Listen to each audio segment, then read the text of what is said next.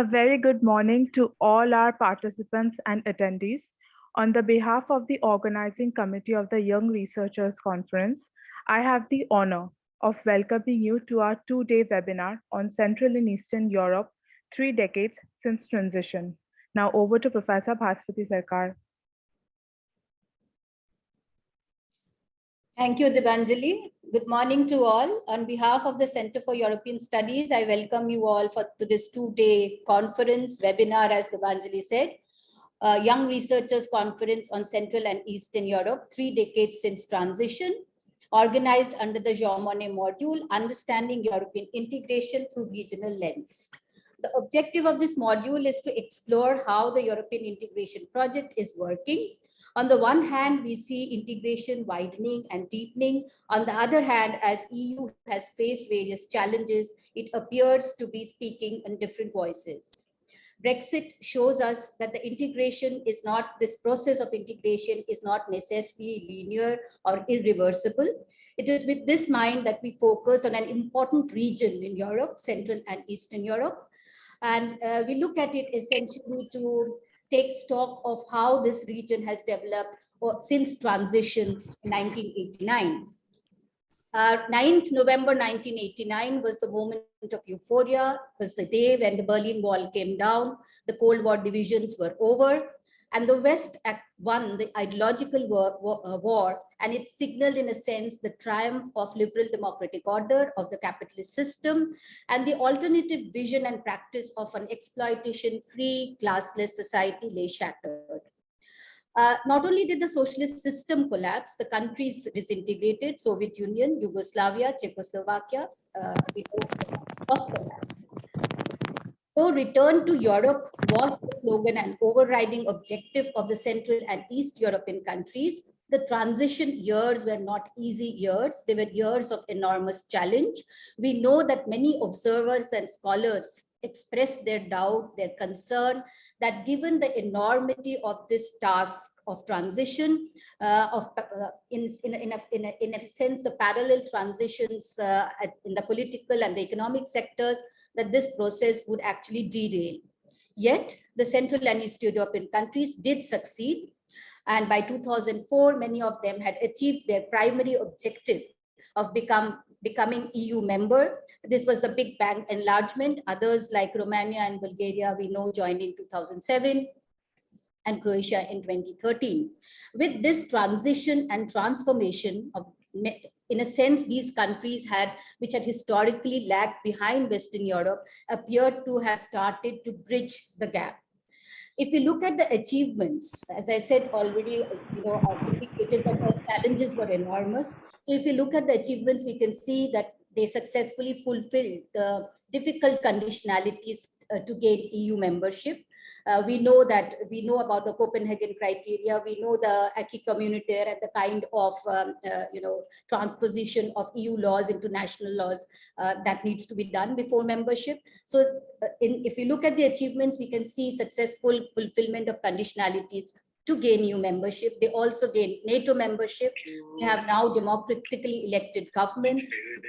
They're also well-performing economies, especially when we look at Poland, which managed to actually,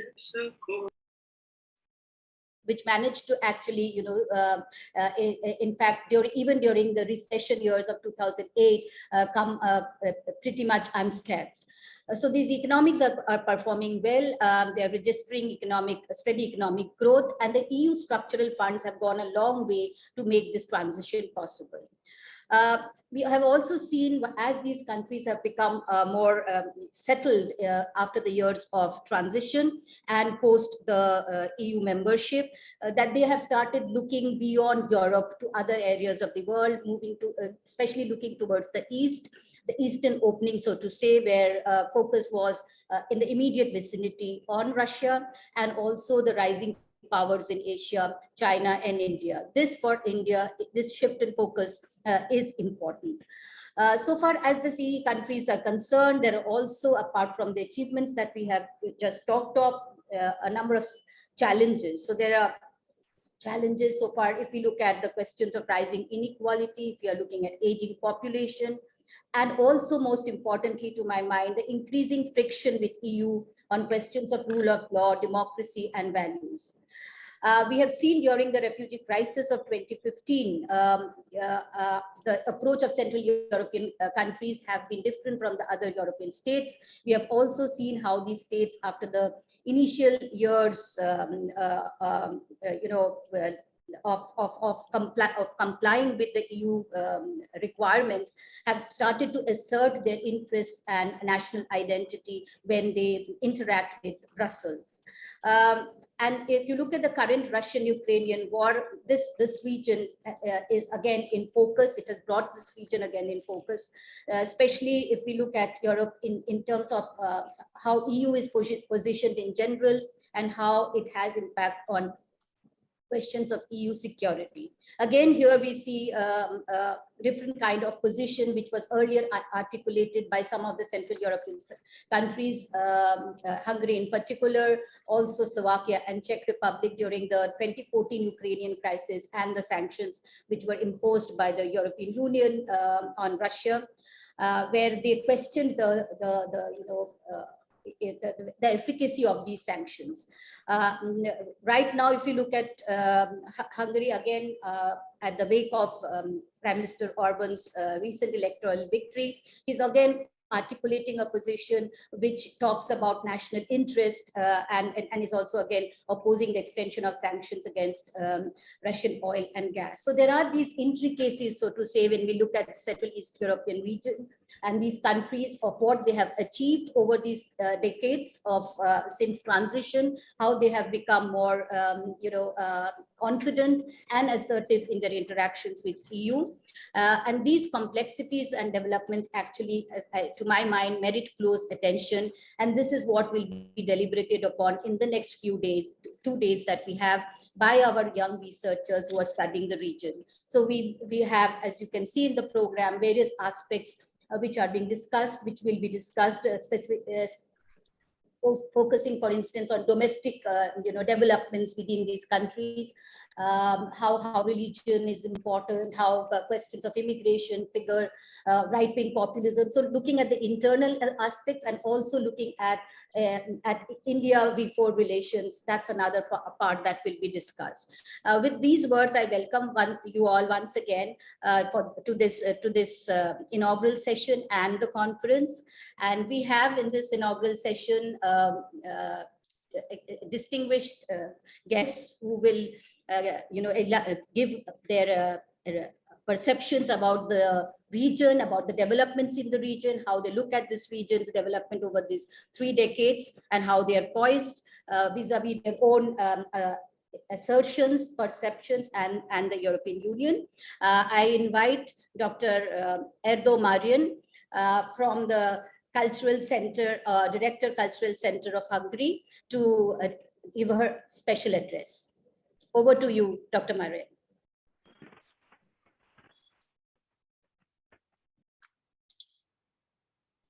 Yes. So good morning, everyone. I'm delighted to be here today, and I would like to thank Jean Monnet module, the Center for European Studies, School of International Studies of the Nehru University, for organizing this 2 days workshop on Central and Eastern Europe, 2 decades since transition. So I'd like to share my point of view, cultural side. There will be also a personal part of my, let's say, presentation, and more professional official side.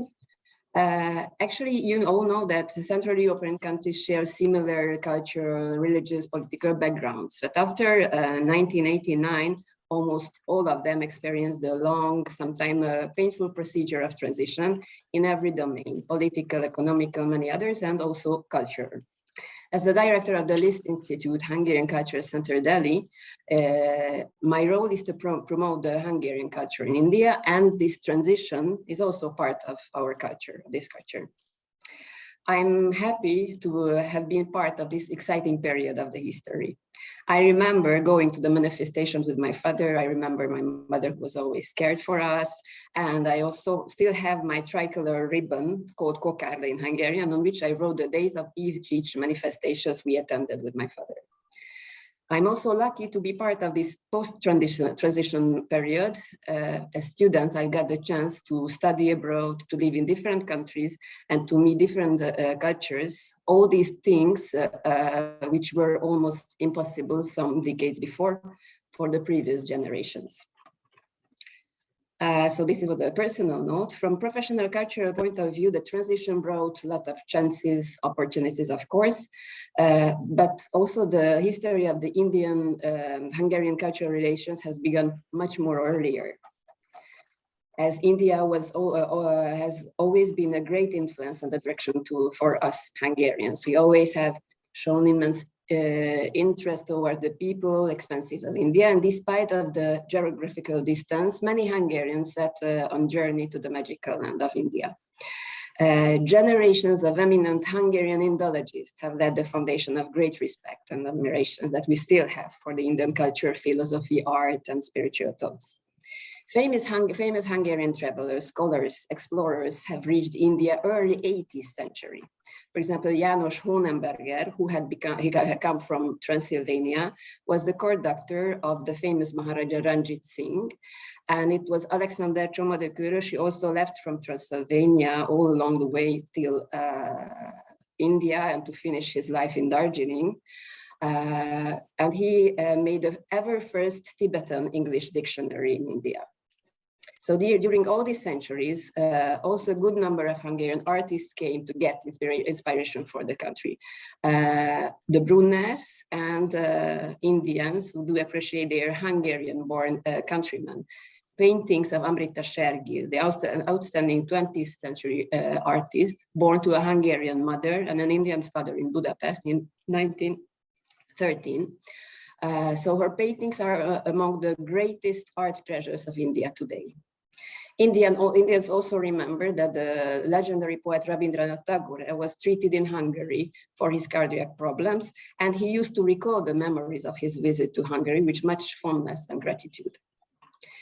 Indology has always formed a major part of the work of the Department of Indo-European Studies at the ELTE University, Budapest. Sanskrit was formally included as a regular subject of study in the university in 1873. Under the bilateral culture exchange program between India and Hungary, the ICCR has been deputing a visiting professor in Hindi to the department since 1992, so after the transition. There is considerable interest among Hungarians in Hungarian dances, music, yoga, meditations. So there are more than 200 yoga centers in Hungary, about 6 schools of Indian dances and musics in Hungary. Indian culture troops visit Hungary time to time, and seeing the interest for Indian culture, the Indian government came up with a dedicated culture center at Budapest, which was officially opened in November 2010. And after the already mentioned renamed the iconic Indo-Hungarian artist, Amrita Sergil, so they have these names since 2014. There have been several milestones in the shaping of a cultural bond between the two countries, where the Indian Culture Center has played a significant role, as we try to play a significant role here. So I'm happy to be heading Asia's first Hungarian cultural representation, which has established way back in 1978, and which is now known as the Liszt Institute Hungarian Cultural Center, Delhi. The most important target of our center is to strengthen the cultural, scientific, educational, very important relations between the two countries, and also as well to expand the existing ones. Our center is also responsible, of course, for the cultural diplomacy, and we assist Hungarian scholars, scientists, to finding the right Indian partner institutions, to pay attention to scholars so they can utilize their scholarship in the most efficient manner while being in India. Our center's networking system facilitates its researchers, scientists, universities from Hungary and India to be able to connect each other, and also that Hungarian Indian ensembles can give guest performances in each other's countries. Hungarian language class students can learn Hungarian, as we have also a visiting lecturer at the Delhi University, and some of them have become recognized translators by now. Of course, thanks to the transition, we have it's much more easier to connect between the two countries, and through projects, scholarships, we have really living exchanges. Especially, I'd like to mention the famous Stipendium Hungaricum possibility for Indian students to go and study in Hungary. So from this presentation, you can see that the cultural diplomatic relations are here officially from 1978. The legendary jump at one known, I think, by one of some among you. So the Hungary Culture Center has been a nestle of many programs, exchanges for decades over there. And since 2018, we are here and Chanakya waiting for our new culture center. After the transition, 1989, the whole structure of the cultural relations, Hungary cultural diplomacy has been changed, of course. So the Culture Center, that time known as the Hungary Culture and Information Center, belonged that time to the Ministry of Culture. Later, we became the Balassi Institute, named from a famous Hungarian poet of the 16th century. That time, the Culture Center was placed under the Ministry of Foreign Affairs, as with the situation still now. Late September 2021, we got a new name. So we are Liszt Institute, named from the famous composer Franz Liszt, or Liszt Ferenc. And as I mentioned, we are in Chanakyapuri, and we are waiting because we might be again put under a new ministry, the newly organized Ministry of Culture and Innovation. So after 1989, after the transition, they're relatively isolated. I mean, from the side of Iron Curtain, the Culture Center could join the community of institutions. And the most important of them, of course, is the European Union in 2004. And also, I would like to mention the Visegrád group formed in 1991 by 4 countries, Poland, Slovakia, Czech Republic, and Hungary. As EU member, the Culture Center is a member of the EU-NIC Delhi cluster. Very important. It's a platform of culture centers of the European Union present in Delhi. So actually we have 15 members. And post-COVID, the EU-NIC Delhi became very active. And it's an occasion to invite you to check on the EU-NIC Delhi cluster website, because there is a very exciting upcoming project in September, almost for students from universities in India and Delhi, called Freedom. Apart the EU-NIC, also I'm happy that the V4 countries has a very good cooperation projects. So most recently, the 4 countries, we had a poster exhibition in Gulshan, Museu Camera. And our cooperation, the relation with my cultural colleagues, it's quite successful. That's why I'm also very happy that my Czech colleague, Roman Masarik, will also be part of the workshop. And also I can salute Katarina Gondova, my Slovak colleague in the webinar. So thank you again for organizing this workshop, and all the best for the young researchers for their studies. And also by this workshop, I think that you also contribute to strengthen the relations between India and Central Europe. Thank you.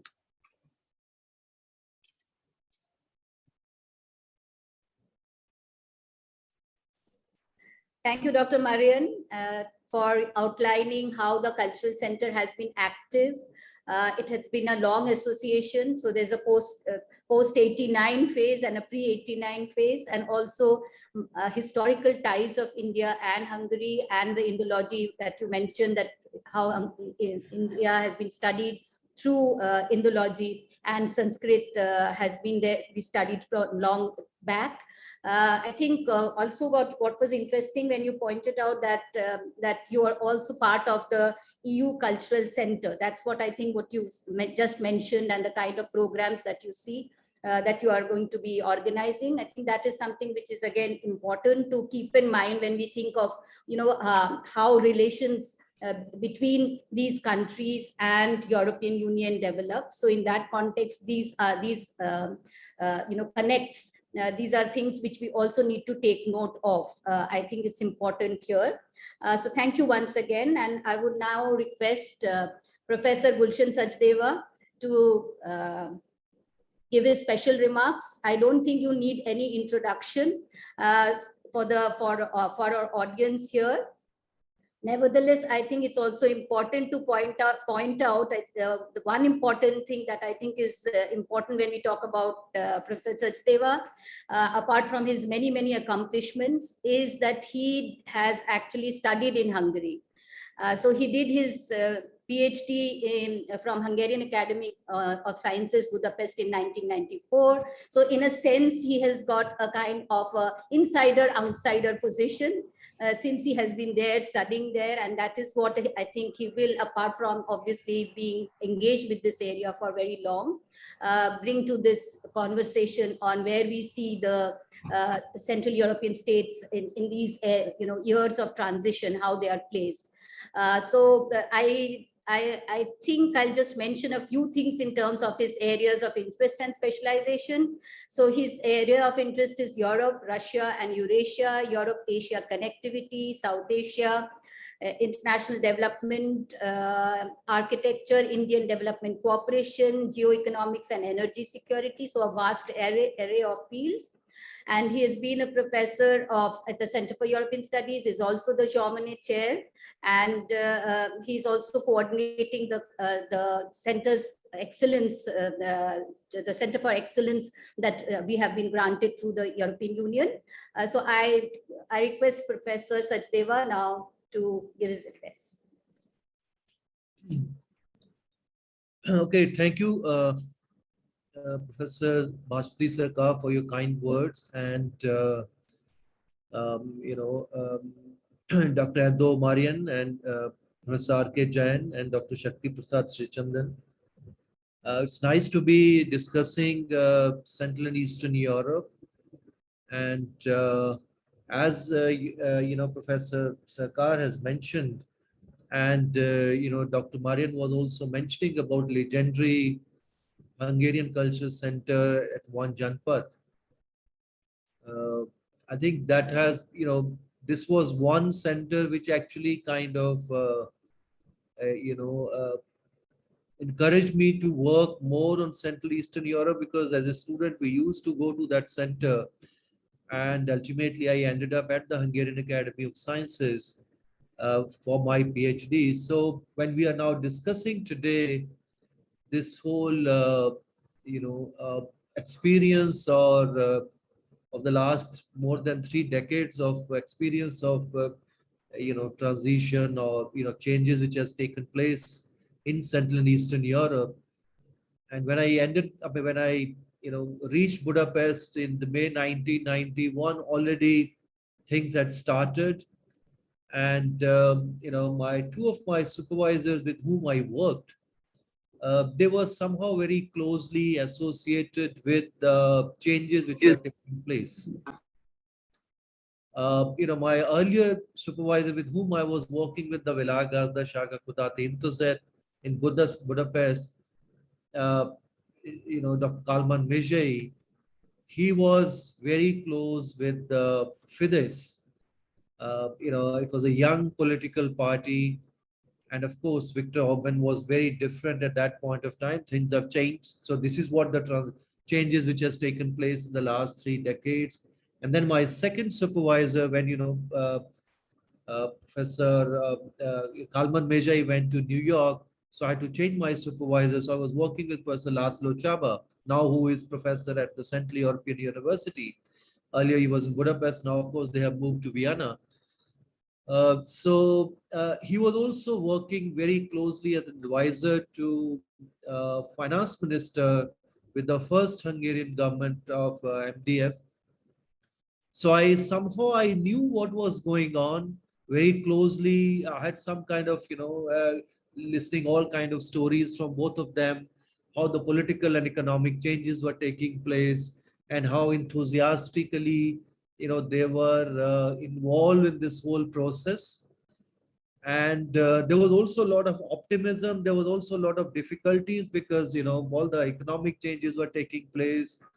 There were certain difficulties, but at the same time, there was a lot of hope, a lot of enthusiasm that, and I remember that even the discussions in 91, 92, that most of the people, most of the policymakers, they were very hopeful that in the next few years, they would be members of the European Union.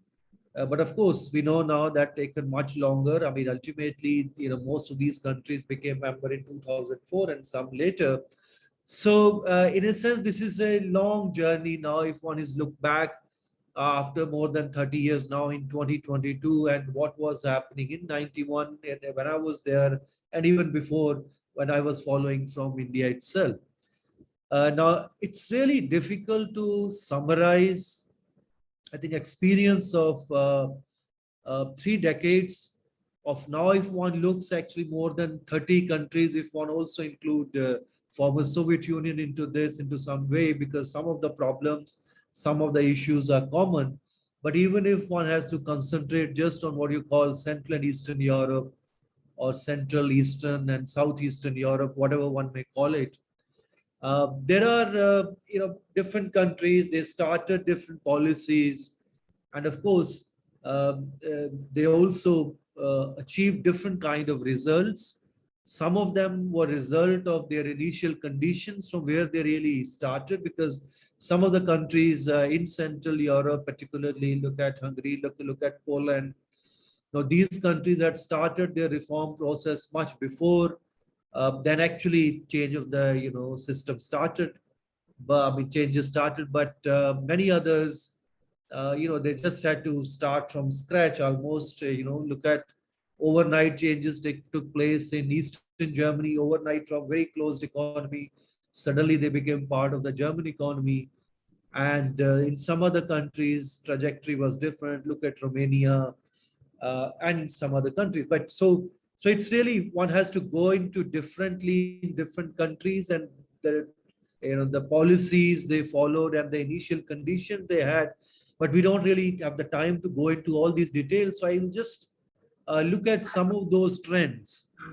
Now, the first thing is about, when we call it now Central Europe or Central and Eastern Europe or Central Eastern and Southeastern Europe, or earlier, very simply, we used to call it Eastern Europe in the typical Cold War stuff. Now, I'm not going into all those debates, all those discussions, because they have their own value, but we don't have the time here now. But only one quote I will, I'll quote here from a Hungarian writer, Peter Eszterház. Somewhere he wrote, when these changes were taking place, he said, once I was an Eastern European, means he's talking about the Cold War period. Once I was an Eastern European, then I was promoted to the rank of Central European. Then a few months ago, I became a New European, because then there was also discussions about New Europe, Old Europe. But then again, he writes that, but before I had the chance to get used to this status, even before I could have refused it, I have now become non-core European. So there is another thing, core Europe and non-core Europe. In our time, this is how we become cosmopolitans. So this is how the journey is taking place. This is how narratives are taking place. This is how the labels are being made, and this is how the journey of all these 30 years of transformation which has taken place in Central and Eastern Europe. But broadly, I think there are 3 things which have happened, which one has to look very carefully. One is you have this political transition or political transformation which has taken place. Professor Sarkar has mentioned, now obviously in all these countries at various degrees, they have become democracies. So all kind of, because no democracy is perfect. So obviously there are issues, there are problems in every country, and you can also find certain faults in some of these countries. But obviously, these countries are democracies, and they have really very successful, I would say, in this journey. there are some issues of late, particularly with the Western European countries and with some of the Central European countries. But I think these are the matters which would be decided more, I think, within the European democratic traditions. Then you have the second transformation, second changes which have taken place in the last 30 years, where I'll concentrate slightly more on this whole economic transformation which has taken place. Again, most of these countries have also become market economies. And because these were also kind of conditions of your Copenhagen criteria, because if these countries wanted to become member of the European Union, these countries will have to have become democracies, and they also have to have a functioning market economy. Then they can compete with the larger European markets. But the third thing also which has happened in this part is there was also shocks of different kind because of the breakup of some of the countries. One can look at Soviet Union because their countries, 15 countries become, and if one is looking broader Central Eastern Europe, you also have Baltics. So they of course had to face different kind of challenges when they become independent countries. Then you also have Czechoslovakia becoming two countries. Then of course the serious challenge you also have in the former Yugoslavia, where some of the things are still not fully settled. You have now 6, and if you add Kosovo, 7 countries there. So there are different kind of challenges, different kind of difficulties, along with your political transformation and your economic transformation. So they also have to deal with very different kind of issues of shocks which are coming from the breakup of, and sometime of course there was war and violence, and that became part of the challenge in these countries. But the overall one has to look at two things, I would say. One is how economically these countries have really performed in the last 30 years.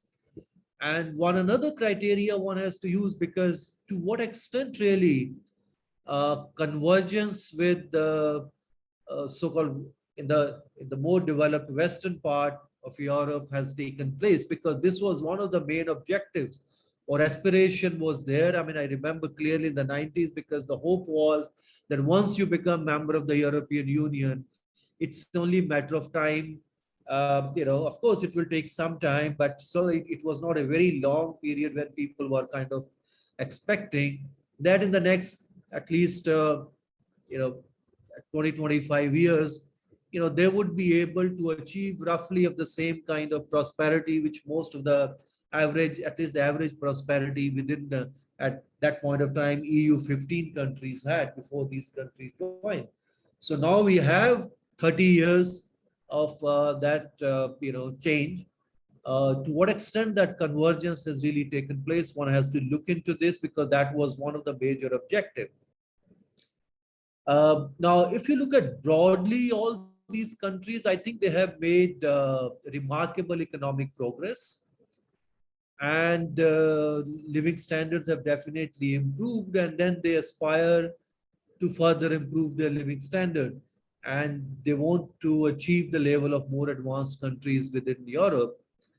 But of course, the pace of this transition and both convergence, I would say that has not been very homogeneous within these countries. Some countries obviously they have performed better than others. And as I was mentioning, some of the reasons why they performed better was also because they have relatively better initial conditions when they started their transformation.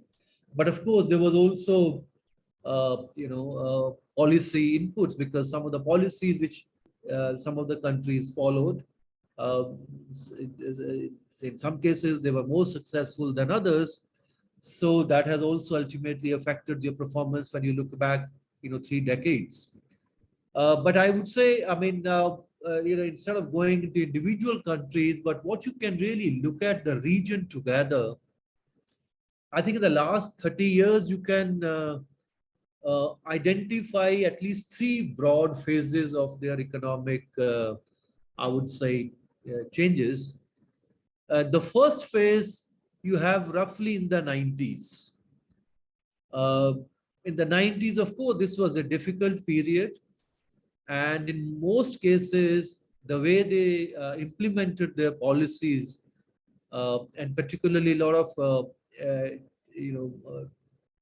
changes which took place, and the liberalization of the prices and the whole different kind of privatization which was taking place in all these countries, particularly the initial to kind of control the initial or to stabilize immediately in all these kind of policies, and starting with Balcerowicz plan in Poland, the whole Polish shock therapy program, and then of course the Hungarian gradual program and different other kind of programs what you have in other countries which were implemented.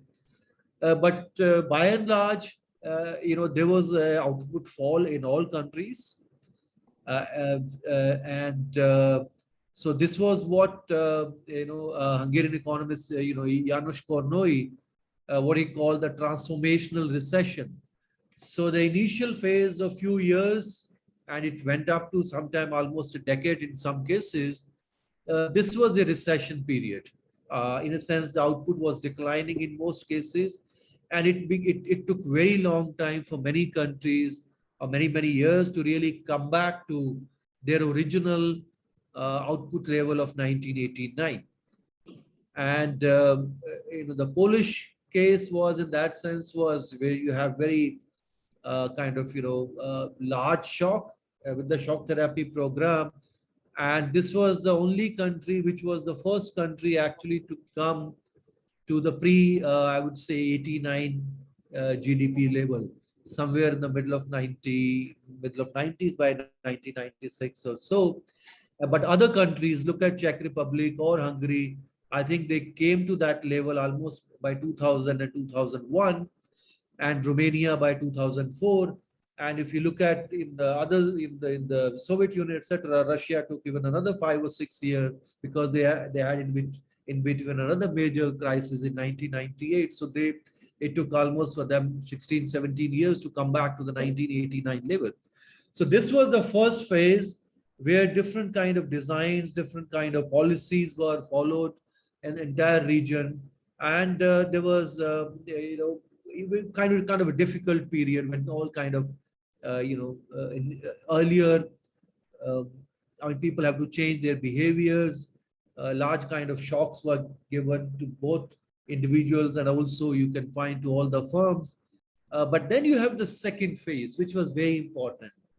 The second phase, roughly for the region, started in the year 2000. This went up to the global financial crisis of 2008. And then, of course, you have in Europe after 2009, the Eurozone crisis. So at least another decade or so, from 2000 to 2008-9, this was a kind of a boom year, or boom period for the whole Central and Eastern Europe. And if you look at some of the selective economies during this period, the Hungarian economy, I think it grew roughly about 30-35% during this period. The Romanian economy between 65 to 70%. So this was the period where all these economies, of course, Polish economy started doing very well even from the mid-90s itself. So this was the time when I think things were very, things had stabilized, economies were growing pretty fast, and there was a lot of hope now, because by 2004, during this period again, most of these countries became member of the European Union, and later on they were also, some of them became member of the Eurozone, and others are hopeful of joining all those institutions. Then you have the third phase from 2009 till, I would say, the pandemic started in 2019-20. Now during this period, it wasn't like a boom period of the 2000 to 2008-9, but you also had, but it wasn't really such a bad period like what you had in the 90s. So it was a fairly positive period. So again, during this period between 2009 and 2019, you can see the Polish economy, grew something about 45%. The Romanian economy about, again, 30%, Hungarian economy, and also Czech Republic, something about 25 to 30%. So, fairly positive growth. after very good growth of 7-10 years. So then, of course, I'm not going to the pandemic period, because then, of course, a different kind of shock has happened in all other countries. But since we're talking about 3 decades, so this is something like, from 89 till 2019, this is what the kind of trend, because now, of course, again, there was certain contraction because of, but that's not really something very specific to this region, because that, of course, it's a global situation which has changed. Now, looking the second thing about your convergence. Now, to what extent now all these countries have now converged with, say, Western European countries, because that's one, because, one can have ideological debates of different kind, but one has to really look at the numbers and see to what extent these countries have really achieved what they aimed to achieve in the early 90s when they started this journey. And still, I think there is a substantial gap even after 30 years. Now, if you look at the simple average of all these about 25 countries together, now the per capita income levels, if you look at with Germany, even on purchasing power per parity basis, because that becomes more, because some of the prices, etc., are still low in these countries. So you can have better kind of comparison if you look at the purchasing power parity basis. But overall, I think by 2018-19, they were still less than 50% of the German levels. So, even if you look at some of the selective countries, look at, say, for example, Slovakia, Estonia, Czech Republic, Lithuania, they were also something about 60% of German levels, even on PPP basis. So obviously, there is still a long way to go from, say, from most of these countries to reach what, say, the West German, the West European average levels there. Then the third thing, which also, apart from the economic performance of the last 30 years and the convergence challenges, there is also another challenge which this region is facing now, which is basically a demographic difficulties. Of course, I mean, overall, Europe itself is facing serious demographic challenge. And as a result, have all these migration, etc. All these things are very much part of the European debates. But there is if you look at all the population projections, that most countries in the region are going to see dramatic population declines in the coming decades. If you look at the UN data, say between 89 and 2019, these 30 years, population of Latvia fell by 28%. In Bosnia-Herzegovina, about 27%. In Lithuania, 25%. Bulgaria, 20%. Romania, 17%. Croatia, 14%. I mean, one part of this was, of course, outward economic migration, mainly towards Western Europe. This has been some of the key driver of this. But this was more, one can say, look into the the Western Balkans and Romania, etc. But countries which actually have joined the European Union in 2004, there was relatively less, I would say, those kind of pressure of outward migration compared to other peripheral countries which have not still joined or joined later. In fact, I just did one study where, on possibilities of Indian migration to the European Union countries. And then you can really see very interesting cases. I mean, look at, say, a country like Romania. So, of course, we always talk about high-skilled mobility from India to these countries. But there is a lot of possibilities of even, not really so high-skilled or even, just very basic kind of skills, even in country like Romania, because a lot of Romanians have actually moved out. So it's not just only people, those with high skilled have moved out, but others have also moved out from Romania to other countries. So large areas, whether you look in agriculture or in industries, where they are really looking for labor force from outside, because local populations are still not there in many of in these countries. So this is again a major challenge which these countries are going to face. And there are then possibilities. How do we really look at these countries also where possible Indian migration can also move in? Now, not going into further into many other issues, but the life expectancy, etc., all those indicators have gone up. It means, with prosperity, other indicators have gone up. But, just to summarize this whole 30 years of debate. Now, what happened in the 90s or even till 10 years ago, that you had a new branch of economics which came to kind of deal with most of these countries, along with also with the former Soviet republics, where you had the whole economics of transition or economic of transformation, because it was kind of felt that we do not have knowledge. How do you really transform these economies into market economies? Because the earlier knowledge of transforming market economies into socialist countries, what happened, the whole century of transition in these countries. For that, of course, there is some knowledge has been gained, but now how do you really reverse the process? And all existing economic theories, they don't work in those situations. So the idea was, promoted that you really need a new branch of economics or new knowledge really to deal with these economies. But if you look today, now perhaps you really don't need that, any special branch of economics to deal with most of these economies, because we do not have either most of the countries have joined the European Union, or in some of the countries, particularly in the former Soviet republics, I mean, they already have development economics, the kind of issues they face, whether you look at poverty, informal networks, corruption, governance issues. Those are the issues, again, have been dealt mainly in the development economics. How do you really deal with them in developing countries? So we already have those that kind of existing knowledge to deal with them. So now perhaps after 30 years, you may not need really any specialized understanding to deal with some of these countries, because the basics, standards economics or development economics can perhaps deal with this issue.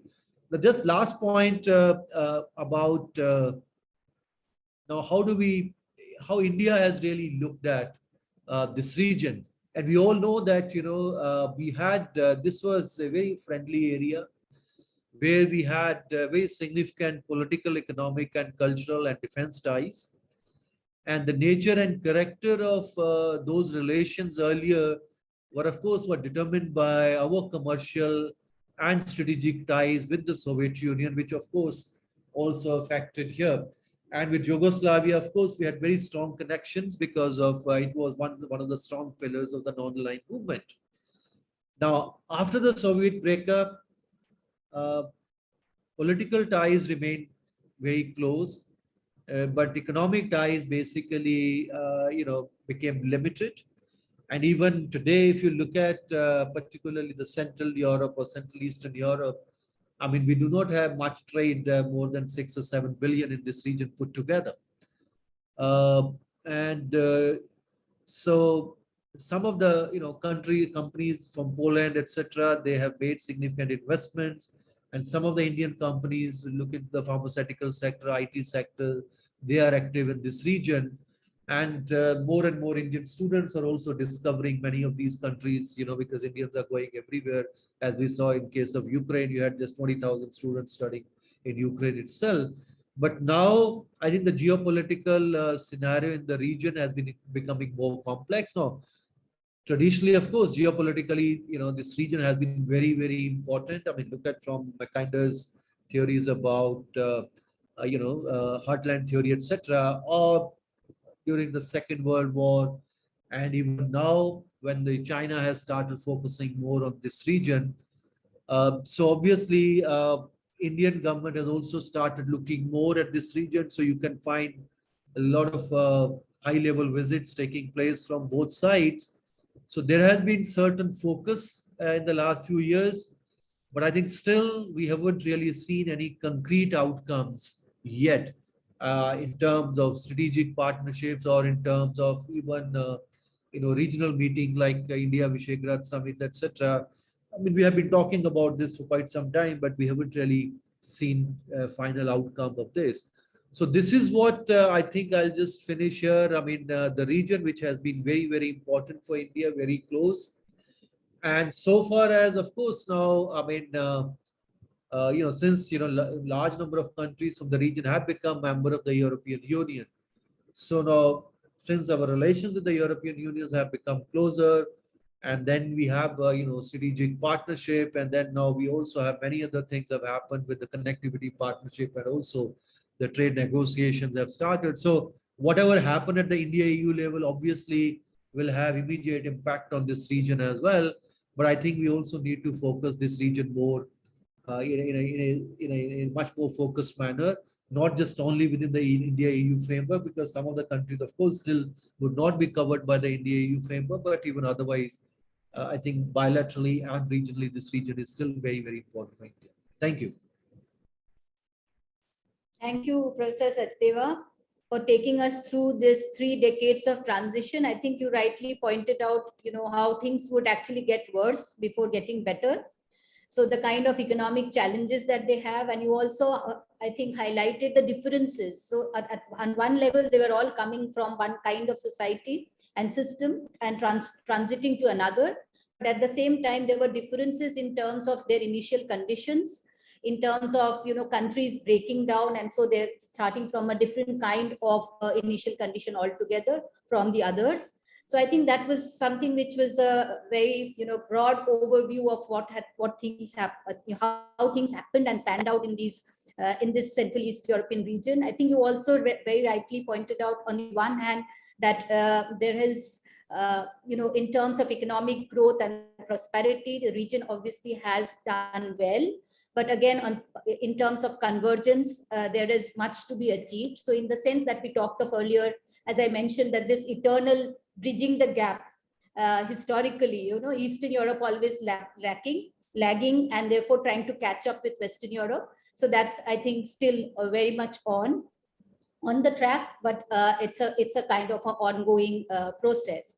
And also about India and India's relation with Central and Eastern Europe, and particularly the Visegrád 4. I think you rightly point out that there is a legacy of relation. We have very strong relations during the Soviet period, but immediately after that, we see these countries more focused in their own internal problems and challenges, and kind of focusing more on Europe. India was also at that time going through its own phase of economic challenges and changes. But right now, I think we have started looking at each other to some extent. But as yet, I would say that it's more of a routine contact rather than a very robust energy that you see in this relation, and there's much that can be achieved. With this, I would also, before asking or inviting Professor Jain to give his keynote address, acknowledge and welcome the presence of Dr. Kristina Gondwa, from Secretary Council from Slovakia. Thank you for participating in this inaugural session, and hope to see you over this today and tomorrow. Thank you for being here. Now, I would like to invite Professor Jain, Rajendra Kumar Jain, to give his inaugural keynote speech. But before that, to introduce him, it would be, it's the kind of work that he has done, and the kind of years of experience that he has. Much of it is obviously as part of the central and of our own center. He has been a faculty at the Center for European Studies, and he has been the chairperson. He has been the first Jean Monnet chair from the center. And he has a wide experience in terms of dealing with Europe. He has traveled extensively in Europe. He has been a member of various organizations and associations related to Europe. He has been the president of the European Union Studies Association, Asia Pacific, visiting professor, Asia Europe Institute, University of Malay, visiting international fellow, Monash Europe and EU Center, Melbourne. So there's a number of hats that he has worn over the years, which has given him obviously years of experience dealing with Europe, and one of the most important voices from India when we talk about India EU. He has a number of publications to his credit. I think over 30 publications on Europe and India. And on various facets of Europe. For instance, he has the European Union and South Asia, which was published in 2015. India, Europe and Conflict Resolution in South Asia. He edited a volume in 2015. India and the European Union in the Changing World. Multiculturalism in India and Europe. And most recently, I think in 2021, he has come up with an edited volume on India and Central Europe, Perception, Perspectives and Prospects. So I think he would be the best person to tell us about the transition, where these countries stand today, and also in terms of India and the Central European region. Welcome, sir. Thank you for agreeing to be a part of this session. And the floor is yours now. Dzień dobry, good morning from Warsaw. It's a pleasure to be joined this webinar on India and Central Europe with my former colleagues at the center and many of the students, most of them which I believe I know. Please note that my name is not Sunita Jain. She said it's RK Jain. And the reason for that is my laptop here developed a problem with the microphone, so I'm using my wife's laptop. Just to reminisce a bit more, my interest in Central Europe actually began in the mid-1980s because my PhD was on the Ostpolitik. And since 1995, I've spent about a year here approximately in Central Europe, mostly in Poland. Now, since the early speakers touched on cultural and economic dimensions, my focus will primarily be on India and Central Europe. I would speak a bit less because I have a train to catch to Torun. The train's timing has been moved up. Okay, so let me begin, well, basically for decades, India and Central Europe, this has been an under-researched and neglected area of research. In fact, it has been orphaned for a long time. And that was the primary reason why, I decided to undertake this volume on India and Central Europe. And therefore, I really appreciate Professor Sarkar's efforts and commitment to the area of Central Europe and Nordic Europe, which are two themes dear to our heart and mind. Okay, let me just begin by saying that, from the mid-1950s till the end of the Cold War, India's relations with Central Europe and East European countries were an adjunct or subset of India's relations with the Soviet Union. But in the post-Cold War era, India and Central Europe basically viewed each other from opposite directions. As the Visegrád force sought to return to Europe, integrate themselves with NATO and the European Union, one found that they very closely aligned their foreign policies with those of the European Union. And as a result, their attitudes on a variety of foreign policy issues from Kashmir to nuclear non-proliferation, that became somewhat critical. One could no longer take their support for granted. It is also true that India was rather slow, in adjusting to the changing realities in Central and Eastern Europe since the 1990s. And over a prolonged time, mutual indifference led to slim political interaction and very, very meager people-to-people ties. Now, in fact, just to recount an interesting anecdote, when these changes were taking place in Central Europe, the Minister of State for External Affairs, Natwar Singh, he went to the region. He met Lech Walesa, the Solidarity leader. And, he frankly asked Natwar Singh, tell me where India has been all the past decade.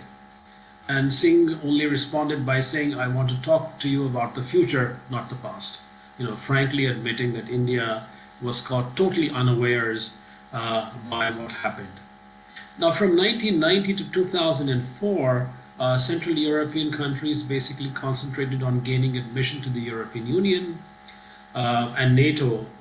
And this, preoccupation or obsession or prioritization in returning to Europe basically left them little time for faraway distant countries in Asia, especially including India.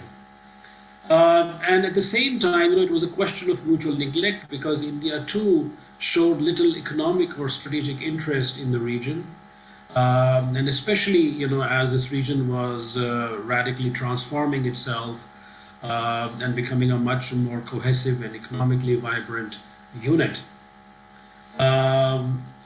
Now, it is obvious that since the early 1990s, the historical narratives as well as, the old cliches, they have ceased to be relevant.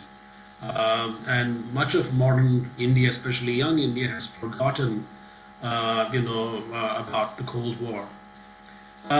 So traditional post-war linkages between India and the Visegrád Four have long withered away. And though, of course, the direct connectivity between India and Central Europe, especially with the launch of the lot flights since September 2019, have given this hope. Though the earlier route was via Vienna, which was most common. But, the problem remains both ways, that there is a tendency in the Polish media that I have seen, to reinforce the traditional cliches and stereotypes post-communist societies of Eastern Europe have. And the reporting overall, whether it is the printed media or the audiovisual media, tends to be on the sensational, on the bad news, and many positive dimensions are not really reported. And this I've been seeing for the past few months, in the reporting in the Polish media about India's role during the Ukraine war, how little understood, India's compulsions, India's attitudes really are. Okay, now let me come to more or less the present.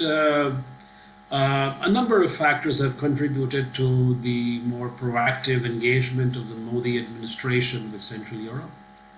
And a prime factor, of course, has been Brexit, which led India to fundamentally reevaluate, our overall policy towards Europe as a whole.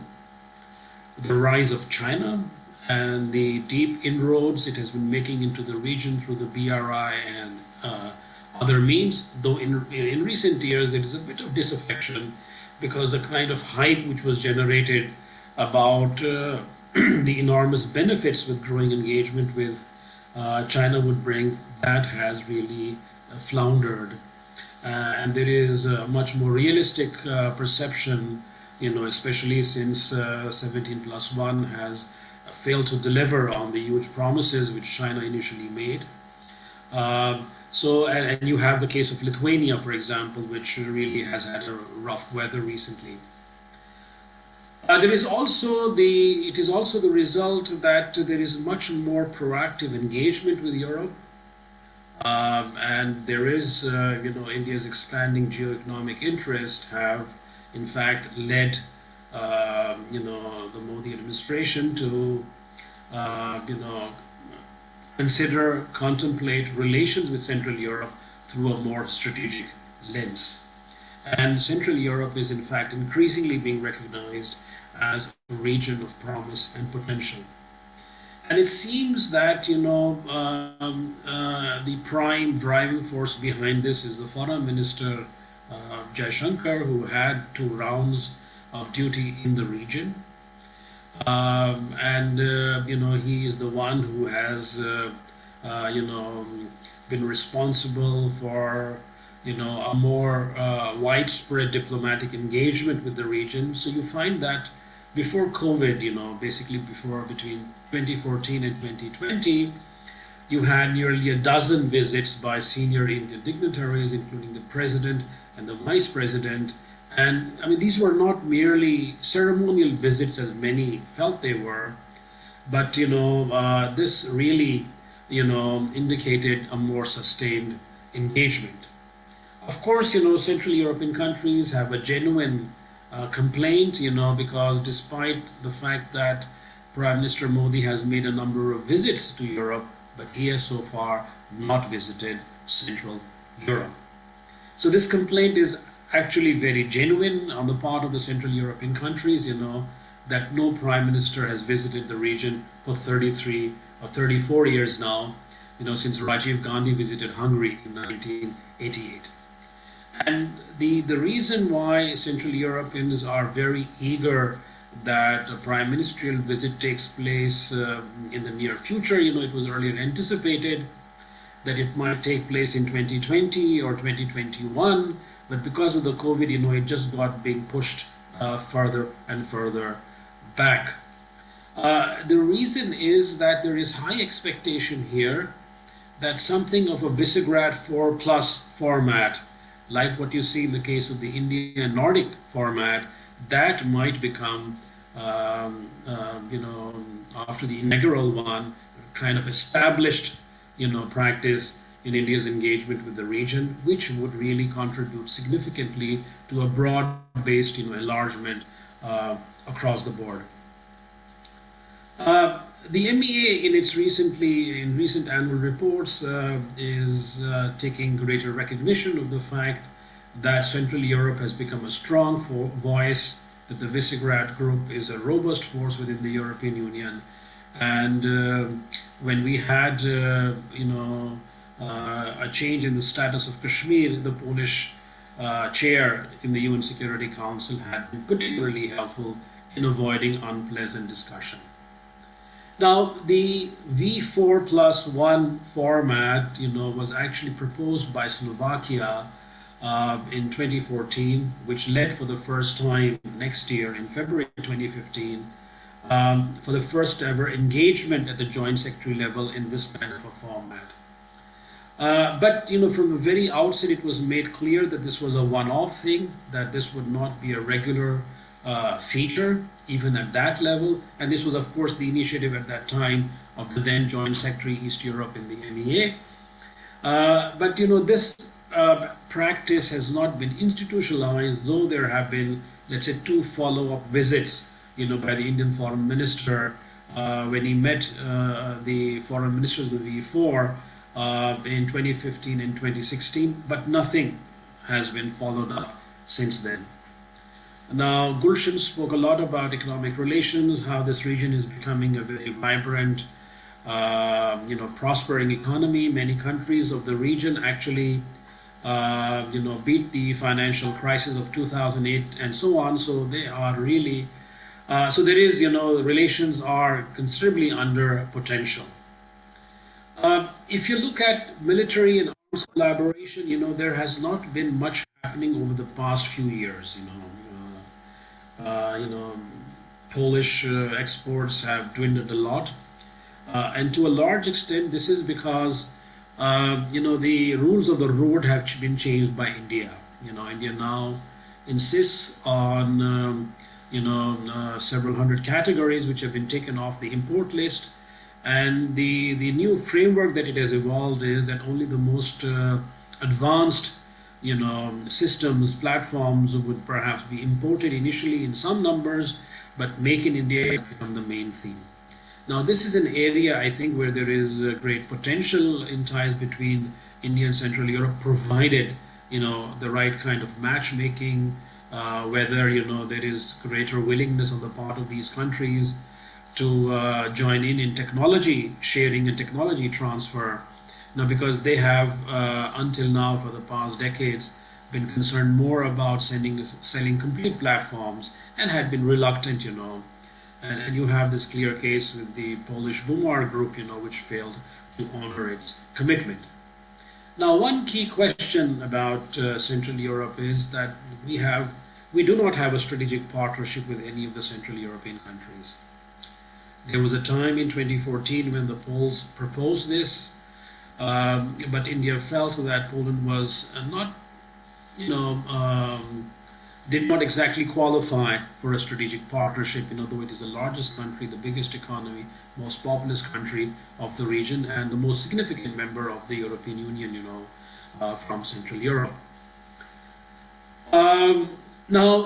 What you do find is that there is a distinct change in recent years, because as India has sought to, open to new geographical spaces and configurations, it has sought to make strategic partnerships more result-oriented, and this is most clearly felt in the Green Partnership with Denmark, and the 2 rounds of the Indo-Nordic Summit that we have had.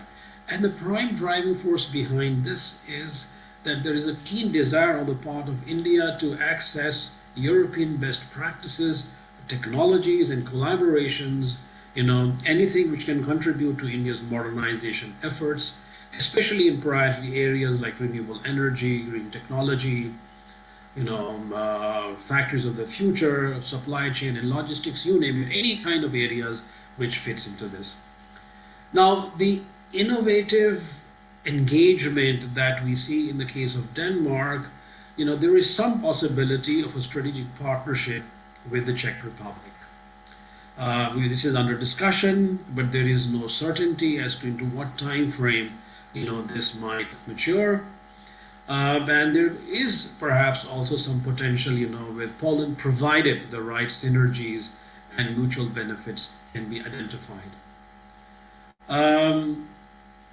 And we must not forget that at the end of the day, the Central European region is also the storehouse of a number of innovative technologies. But the lack of information, the lack of appropriate matchmaking, the lack of appropriate political push on both sides, that this is an underexplored, dimension of India's Central Europe relations. Now, a question emerges that why should the V4 or Central Europe be of considerable interest to India? So as I was saying that, as repositories of frontier technologies, which are, say, at a level which suits India more than the more advanced West European technologies, there is, I feel, great potential in this area, provided, the right kind of political will can be generated, and how they can complement India's flagship programs. But the basic challenge is overcoming the lack of information and simply making the connection, because that is what seems to be, apart from the information deficit, that is the key problem. A second, of course, is that, all the Central European countries have been great supporters of India's quest for membership of the United Nations Security Council, and also, strong advocates of India's membership of the 4 export control regimes. And also, that these countries do not often vote entirely in alignment with the European Union within the United Nations. So in the future, the primary focus will continue to be on economy and trade. The future trajectory of relations between India and Central Europe, that will be naturally at different speeds. It will be at varying levels of engagement and commitment, and with different results. And lastly, I would like to say that since this trip to Poland is longer than previous ones, I have now embarked on a new book to continue my interest in Central Europe, which is a volume on Poland and South Asia, which I will write the 5 key chapters, and there are a group of Polish scholars who will write the others on cultural diaspora, economic trade, and other dimensions. And I have been working a lot in the National Archives here, and I've done interviews with 5 former Polish ambassadors, and I have interviews coming up next week, before I just leave, with the Indian ambassador, the Sri Lankan ambassador, and the Bangladeshi ambassador.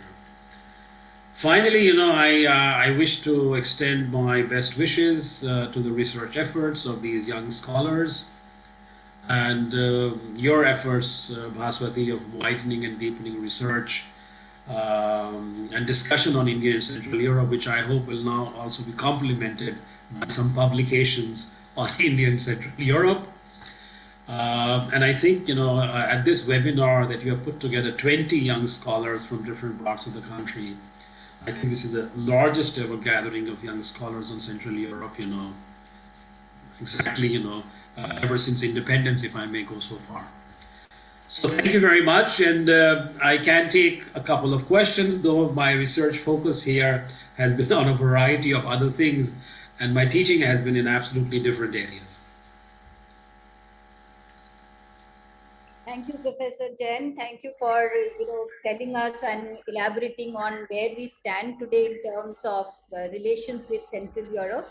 I know you are short on time, so if there are any questions, he's agreed to take a few. So if anybody has any questions, can come in now.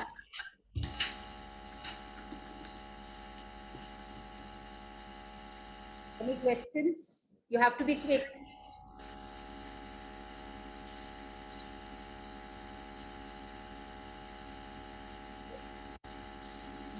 I think what I'll do is I'll put my question. So one is that, you talked about, the possibility of strategic partnership. And one is with Poland and the other with the Czech Republic. This has been going on for some time. Some talk around this has been going on for some time, especially from the Czech Republic, the kind of, what it is, I think it was in the Visegrád summit. There was some visible Gujarat summit in which this was initiated from the Czech side, that they're interested in having a strategic partnership. You also talked about the, one would say visit deficit, high-level visit deficit, which it doesn't seem to be, in the near future suddenly going to happen. As of now, we don't have any inkling. So what do you think that, is it going to be this kind of a routine kind of relation, which I think it is like every state has a relation with the other, so it's kind of that. And there are also as you mentioned, that information deficit in terms of trying to build those synergies. But there have been incredible India shows, etc., which have been done in Central Europe. And there have been delegations coming from Central Europe to India, business delegations. So what exactly is the problem in carrying that forward? Where is it exactly getting stuck? Okay, on the strategic partnership, I think the greatest likelihood of it maturing in the near future is going to be the Czech Republic. Apparently, because you see this from a number of areas. For example, the Czech Republic was the first Central European country to offer 500 scholarships, 500 permits, for Indian professionals to go. And one thing which I've been seeing here during this stay, as I've been speaking to a lot of workers, from South Asia in Poland, there is a huge demand. Because though, we may hear that, several million Ukrainians have come to Poland, for example, during this recent war in Ukraine, but most of these are women and children, the men are back. So there is a huge potential for, a variety of jobs, and the numbers are quite substantial. They're working in agriculture, they're working in delivery services like our Uber Eats and so on and so forth. And unlike let's say many years ago, it's very common to run across a number of Indians no matter where you go, in a variety of capacities. So I think, and the kind of strategic partnership which, for example, the Czech Republic has with Japan is not a very difficult one, but the question is, these things take time, and they have a time lag. And COVID has definitely slowed down things, but I think this is work in progress. And I think we can look at with the good prospects of this happening with the Czech Republic. And therefore, to deal with the, the visit deficit, this is really a big problem. And there is a feeling that, in these Central European countries, that India is perhaps not reciprocating to the extent, that the number of Central European visits outweigh the visits by Indians, at the kind of level they would like to see. So my sense is, my feeling is that, either once before this Czech strategic partnership is actually initialed and signed, or there is a prime ministerial visit to the region. But there has to be a lot of work going on behind this. And it means not just with the one country, whether it is Warsaw or Prague, that the prime minister visits, but with all the countries of the region, the 4 countries of the region, that is there a tangible, work list, tangible progress under the way, what are the deliverables? And these things take time. So I think, a prime ministerial visit would be planned well because the focus is on tangible outcomes. But, that is an area, where, there does remain a deficit which the Central Europeans are not very happy about. Lastly, the very important point you raised about information deficit, that is actually true. And it is an information deficit both ways. The only one area where perhaps there is great potential for people-to-people links to increase is in the area of tourism, because now with these direct lot flights being resumed now, and you had the Australian, via Vienna, many tourists went to Central Europe. But the problem has also to do a lot with reporting in the media of perceptions, as I said earlier, a great variety, the large degree of reporting here in the Polish media, which I've been observing since I arrived here, is sensational, is of the negative reporting, reinforcing cliches and so on and so forth. The other problem is there is a lot of lack of understanding, and there's a lack of expertise here, on India in Poland, for example. And for example, there may be maybe a dozen or so, experts, but the amount of good scholarly perceptive material which is being published on or about India is very limited. And that would extend to the other countries, because China has remained the flavor of the season, largely because of the economic engagement, largely because of their soft diplomacy, and so on and so forth. Similarly, I must say that, apart from, let's say, JNU and our Center for European Studies, there is also a great lack of expertise, in India on Central Europe, and it is very good that you are taking this effort to encourage, greater expertise, But, this is not widespread, in think tanks, in other organizations, so this needs work. But I think, over time, but you see, there is a lot of positive feeling, because as the Central European countries face declining populations, there is a great need for Indian professionals, Indian software experts, and you would be surprised to know that, just yesterday I came across 2 students who are, one a master's student, one a PhD student here, who's able to find a part-time job as a security analyst, or as an IT programmer, so, there is a huge demand, and they have a very good reputation about this. So there is potential in many of these things as well, but it's a relationship which is in progress, and I fundamentally feel that there is great potential in this partnership, but both sides have to nurture and develop this. Thank you, sir.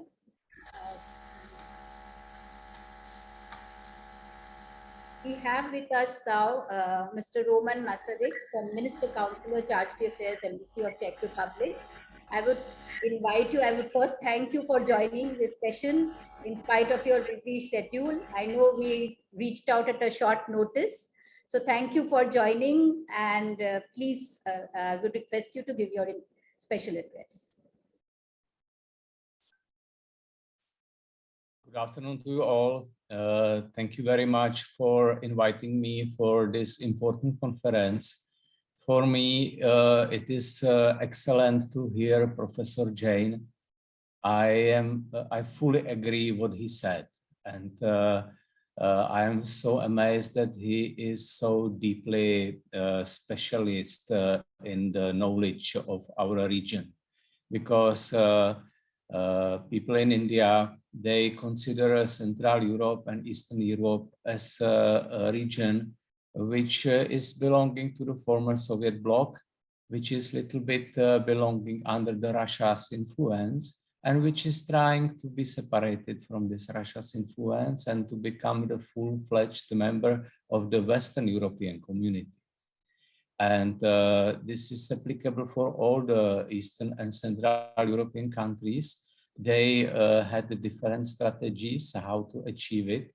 And our country, my country, the Czech Republic, from the beginning was very much declaring, and the beginning, I say, from November 1989, when there was a Velvet Revolution, which peacefully changed the communist regime to free market and democratic regime. So this is the Czech Republic wanted from the beginning to become a member of NATO, member of the European Union, member of the Eurozone, and member of the Schengen area. These four different groups are not identical, as you know that there are many, many countries which are not in all of these four groups. And we already achieved three of them. We are member of NATO, we are member of the European Union, and we are member of Schengen. We still don't have the euro currency. We are still keeping the Czech national currency, Czech crown. Despite we signed the agreement with Brussels, with the European Union, that the Czech Republic will implement the euro, but there are some conditions, some requirements fixed, and there is no deadline set.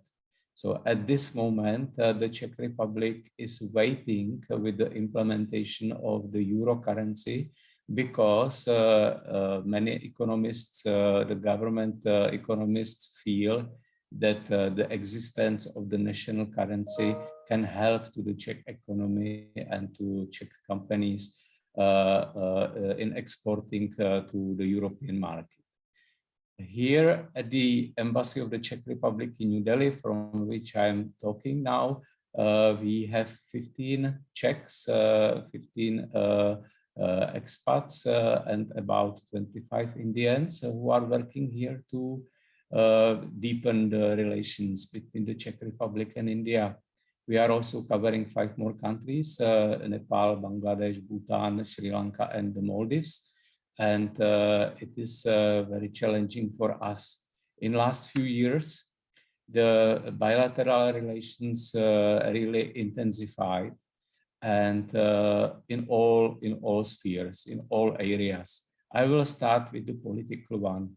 As Professor Jain rightly said, there is no strategic partnership concluded between any Central European country and India, but the Czech Republic proposed to conclude a strategic partnership as well as Poland. And this was to be discussed during the meeting of the Prime Minister Modi with the Czech Prime Minister Andrej Babiš. The visit took place in 2018, and Prime Minister Babiš was here in India. And that time, both sides agreed that they will elaborate a little bit more what else could be done, that it will be a really deep and strategic partnership. Unfortunately, the government has changed and it had a very strong influence to the relations between Czech Republic and India, because since October of the last year, there is a new government, new prime minister, new foreign minister, so everything must be negotiated newly.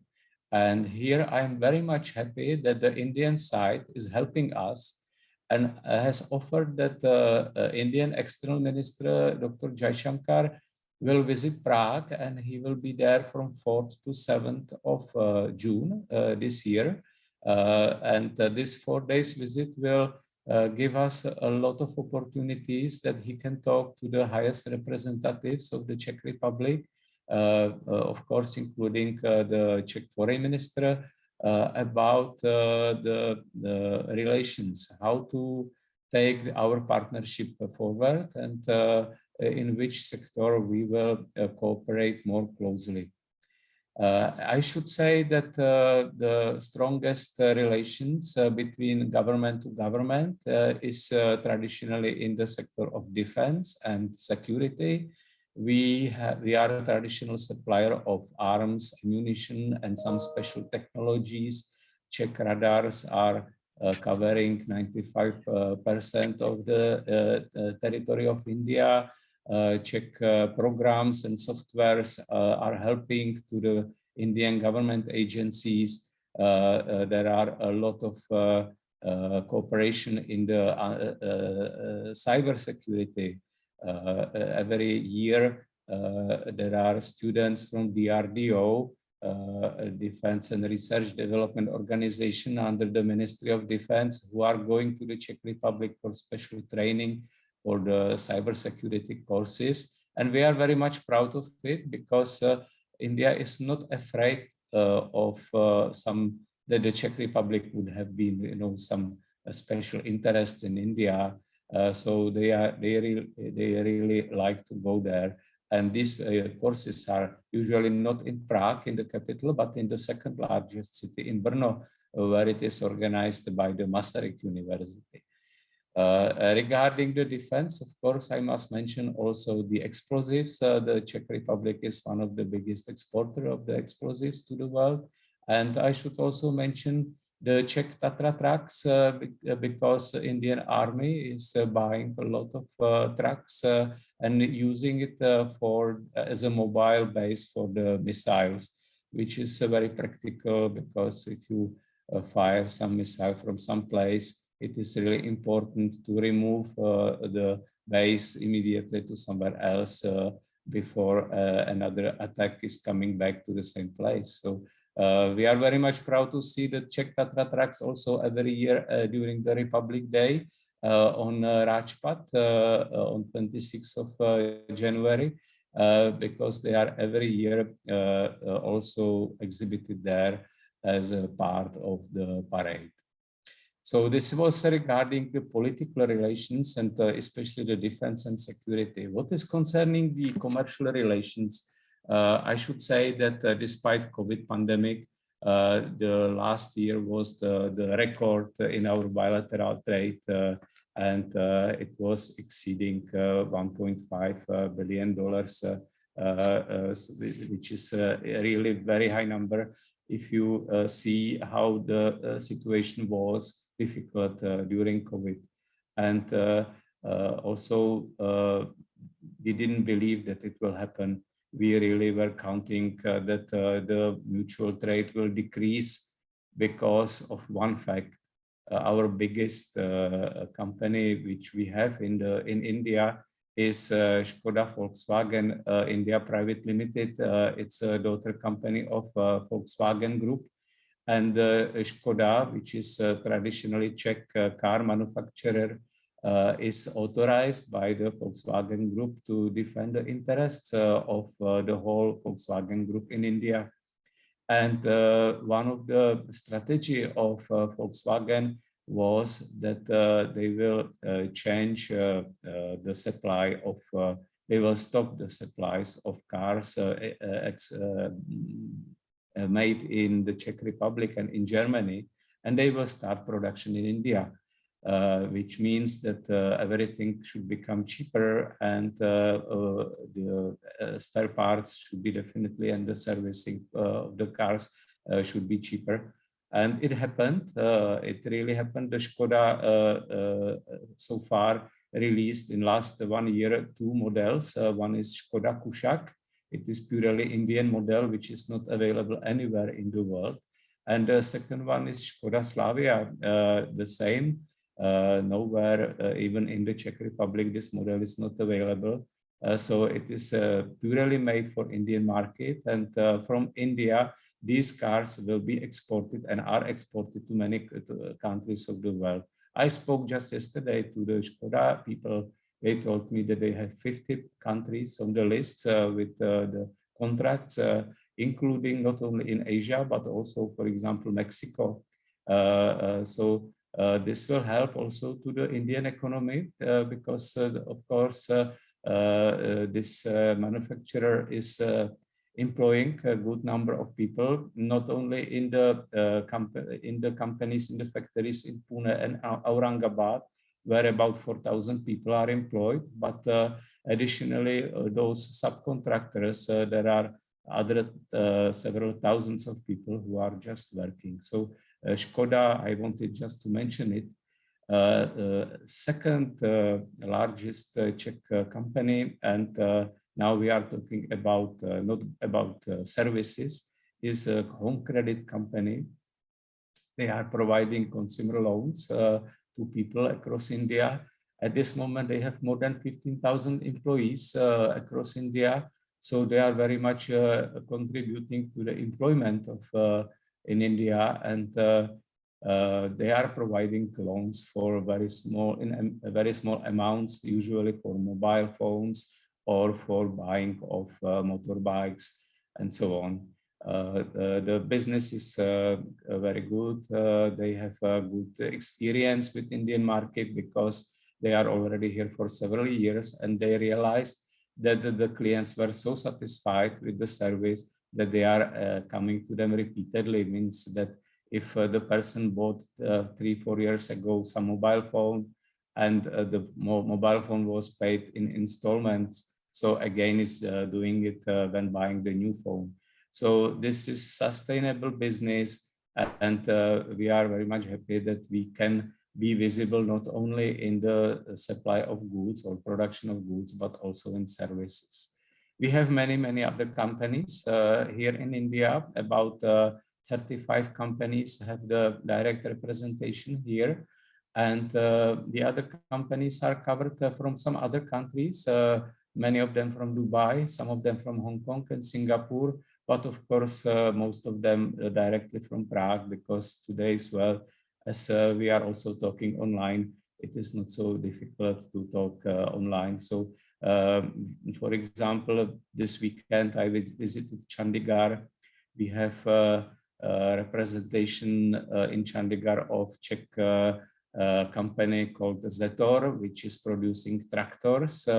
And just next week, there should be the joint venture signed between Zetor company and the VST company in Bengaluru about joint production of the tractors in Karnataka. So this is just concrete example of the economic cooperation. I will just briefly mention also the cooperation in the field of science and research, and because both governments agreed that in this sector it's really necessary to expand and encourage the researchers to do the joint projects. And in this sector, dozens of millions of euros and rupees were allotted by both sides, by Indian side and also Czech side, for common projects. At this moment, there are 20 projects which are implemented jointly by the Czech and Indian scientists, and which are supported under this government initiative. These projects should finish next year in 2023, and the new round of projects is about to be prepared now during the remaining period of this year, and at the end of the 2002 should be announced as for another 2 or 3 years. Science and research, if I should mention something concretely, I will mention the laser research, because the Czech Republic is really leading country in the laser research. We have a brand new laser research center near to Prague, and most of the foreigners who are working there are from India. And this is just good cooperation and good example of such cooperation. So even during the visit of your president, Honorable Ramnath Kovind in September 2018. He visited this laser center there, and when he published his calendar with 12 photographs for the year 2019, one of the photographs was from this laser center in the Czech Republic. So this is just very briefly about scientific and research. Regarding cultural relations, I should really say that we are traditionally very, very strong. Historically, already 100 years ago, Rabindranath Tagore visited Czechoslovakia. He established the society which later on led to a very close cooperation between Czech Indologists and people in India who were interested in the Czech Republic and in the broader region. We have two universities where the Indology is taught. One is in Prague, second is in Olomouc city. In Prague, 4 languages are taught: Hindi, Bengali, Tamil, and Sanskrit. And every year, these people are generating nice reports about the culture of India, about the history of India, which is again bringing our countries, closer.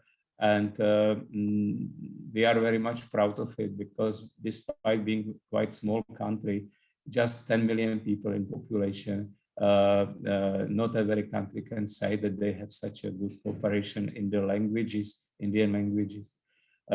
Regarding culture, I should also maybe mention that the Czech Philharmonic Orchestra visited India twice in last 5 years, and we are planning another concert which would be in India in January next year.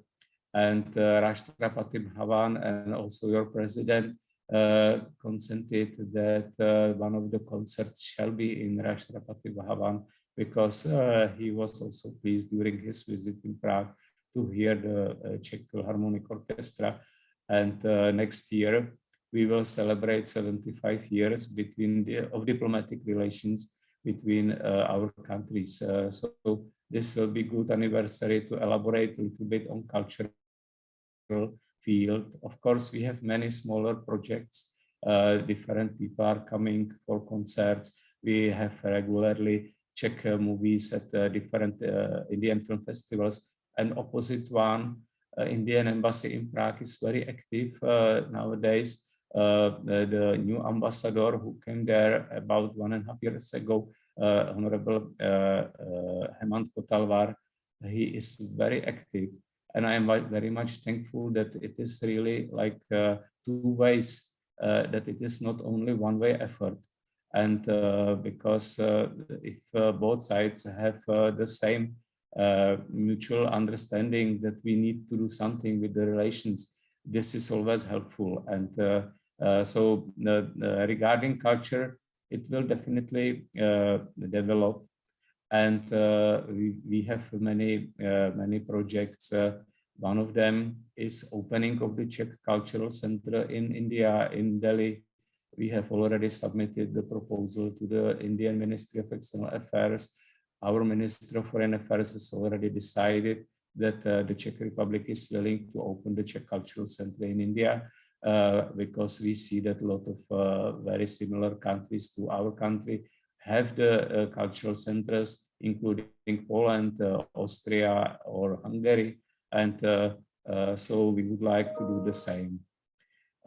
So if I now stop regarding culture, I would like to say a few words about tourism and also visas in general.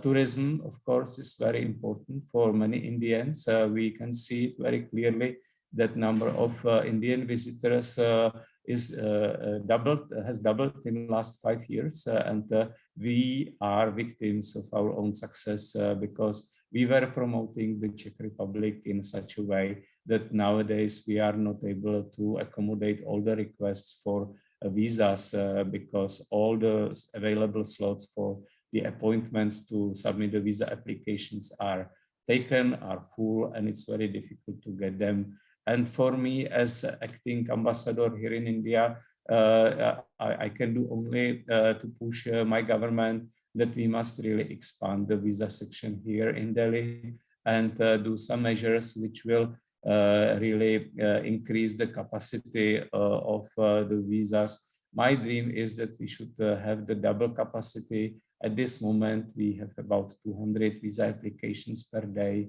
But if we have 400, I am sure that it will surely contribute significantly to the development of relations, and not only in tourism, but in all other sectors. One of our efforts on which we are working for many years is establish the direct flight between our countries, and the direct flight is possible only if there will be enough visas issued for people who are coming to Prague. And as you know, according to Schengen rules, always the embassy of such Schengen country shall issue visa, which is the longest country of the stay of the person. And if you have the same number of days, so it is always the country of the first entry. So when we establish the direct flight, when people will entering the Schengen area in Prague, so we must be really capable to issue so many visas. And at this moment, unfortunately, we are not able to do that. There was a huge reconstruction in the visa section here at the embassy just 2 years ago. It has finished, it doubled the capacity of the visa section, but it is not enough. And I think something should be done. What we did in the meantime was that we established the partnership with the VFS Global Outsourcing Company. So at this moment, we have 12 visa application centers across India where people can submit a visa application.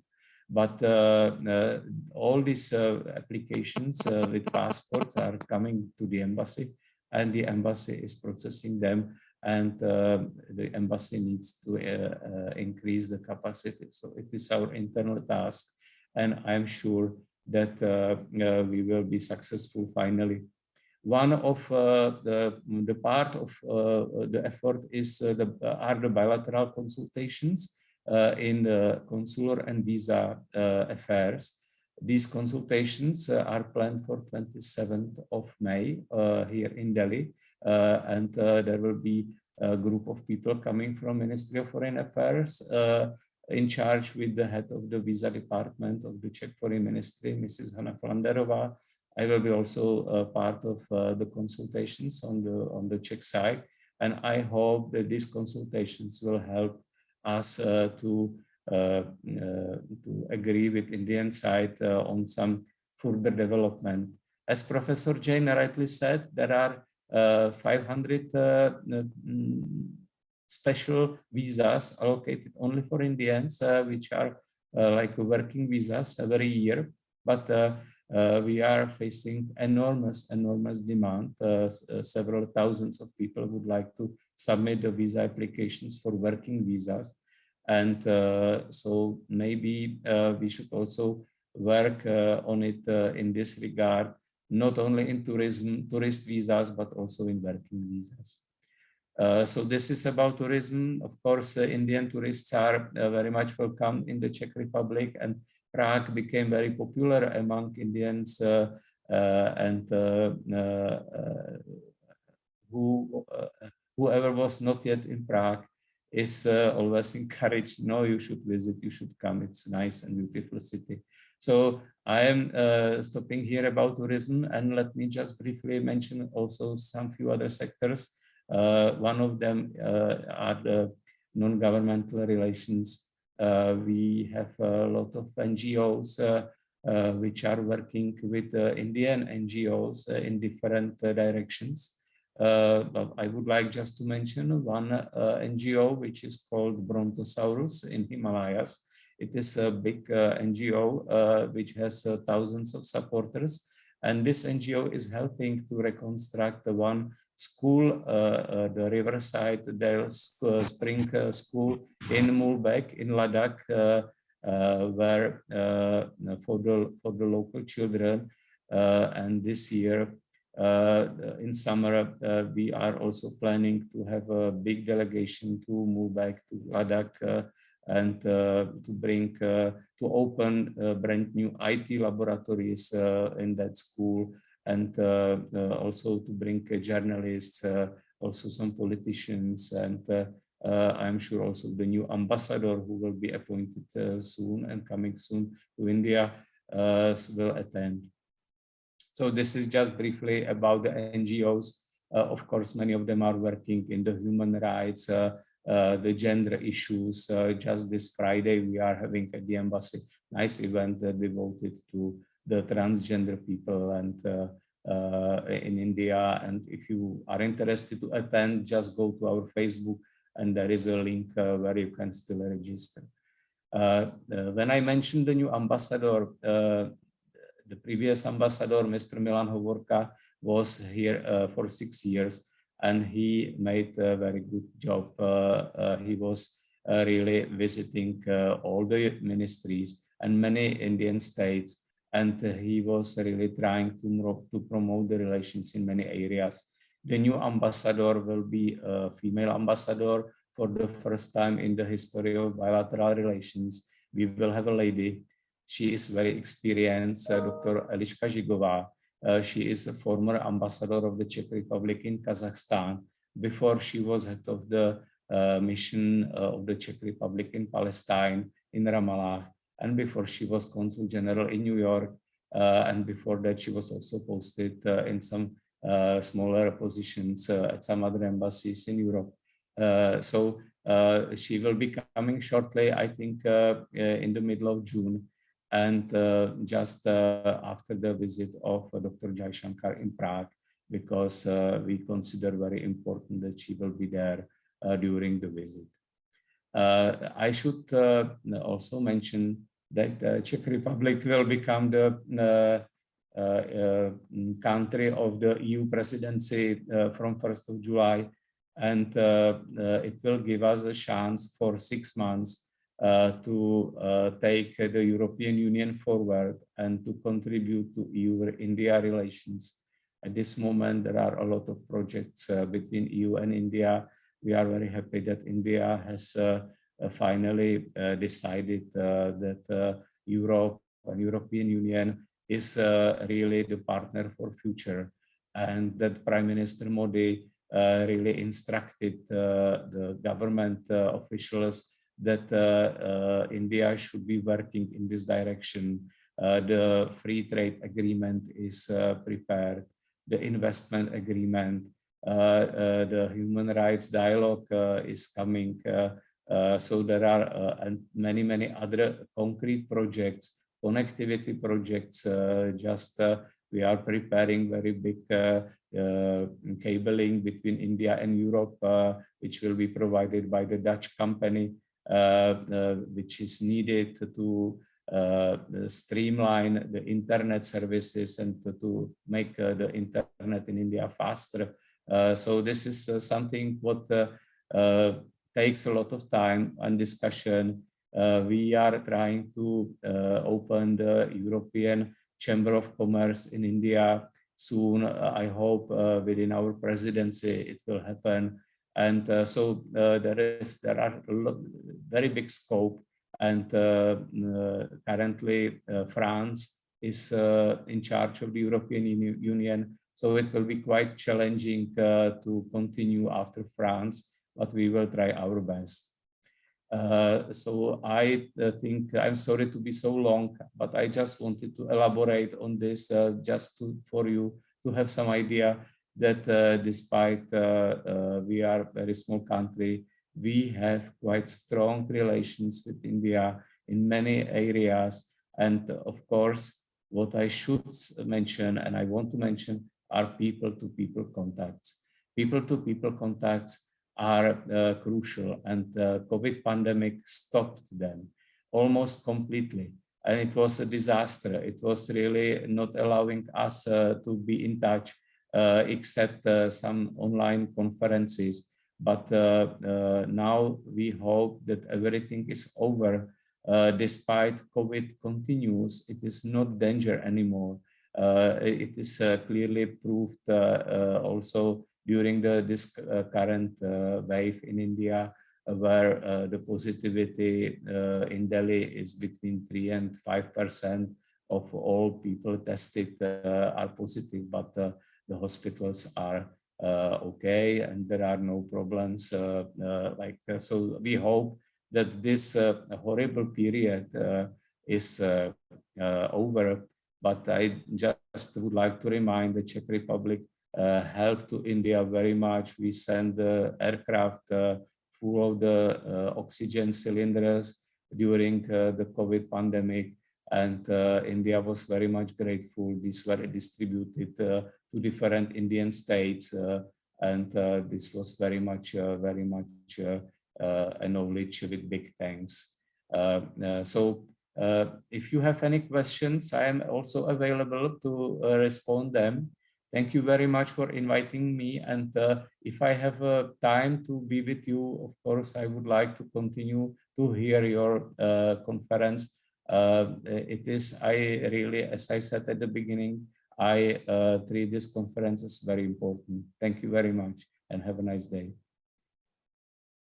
Thank you, Mr. Masarik, for this elaborate picture that you put up for us, sector by sector, of how India and Czech Republic are already cooperating, what are the potentials, and how you can see the positive way forward in terms of the, as you already highlighted, that Minister Jaishankar is slated to meet for a Czech visit on 4th and 7th of June. So you have highlighted all of this, and I'm very happy that you have actually elaborated it at this length, not only for us, but also for our young researchers, because on the one hand, when we look at this conference, it's more about, the region per se. So this actually opens up more avenues to look at countries within the region and how they are, important for India, and what kind of relations we share currently, and what are the areas in which we can work in future. You talked about defense and security, cyber security, the presence of Czech companies in India.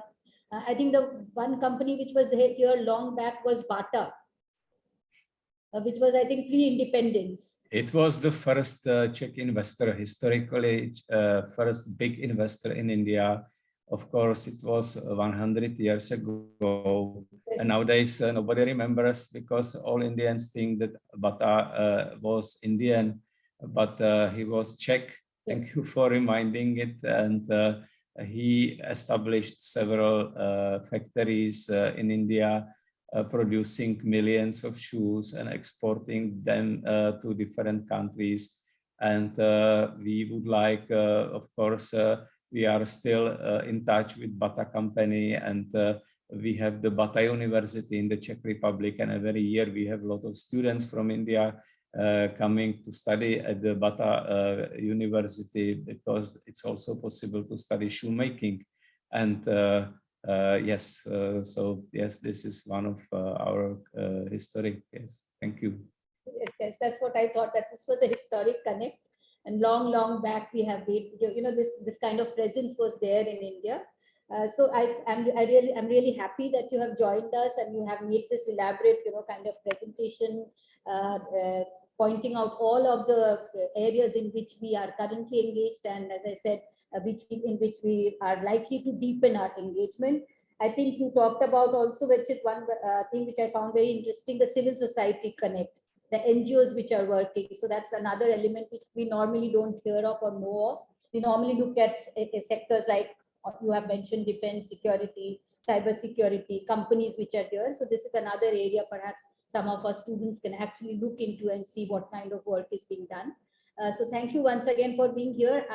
If anybody has any questions for him, Mr. Masarik has agreed to take a question or two. So if you have any questions, please go ahead.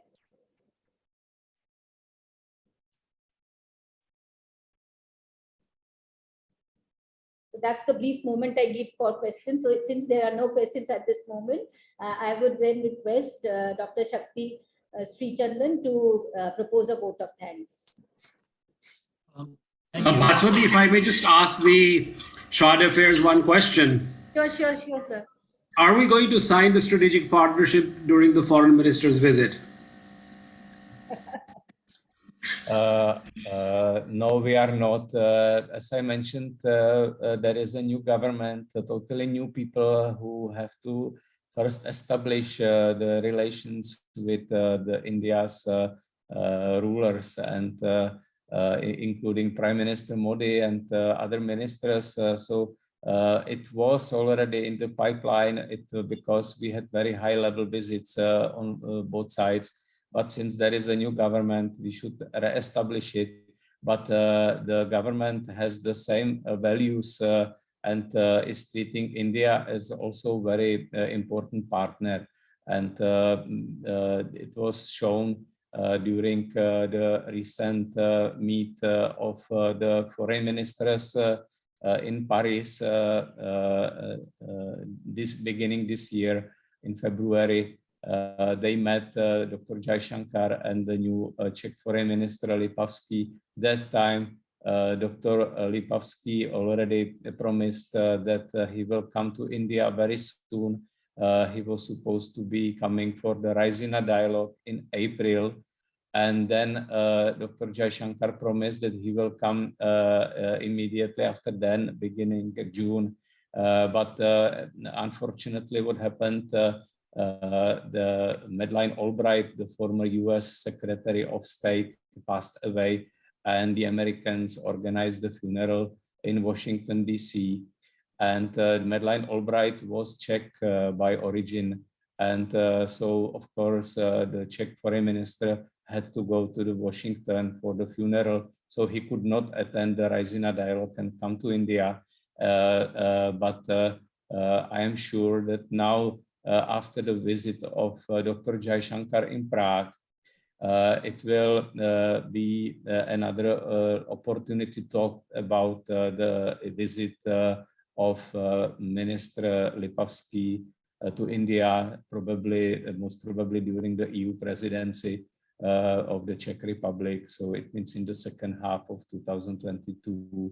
And it will be maybe considered even like more important because always a country which is a member of the European Union and which is in charge of the European Union is reflected as much more important during the presidency. So we will see what they will agree on, but definitely they will talk about strategic partnership. It has been already included into the joint statement of presidents in 2018. It is there that both sides will be working on it. So it is clear commitment made on both sides.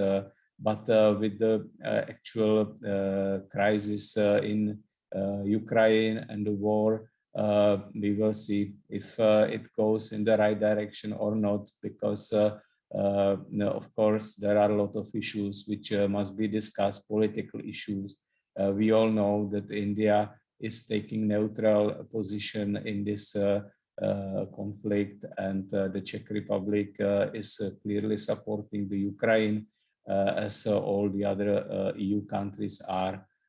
So it will be definitely also discussed, and for India it is not easy to clarify the traditionally very good relations with Russia and relations with President Putin, and it must be always challenging for all during all these visits to explain the India's position, and of course that the European partners, they are trying to persuade India that they would like to be they would like to see India as a like-minded country, also as a country which will condemn the killing of civilians who are innocent, and there can be some development in near future. We will see. We are still hoping that it will be a little bit reconsidered by Indian side. We fully understand the history of the relations and how strong bonds between India and Russia are. And but it can have also some impacts on India-Europe relations. And Europe would like to see India as a largest democratic partner in Asia.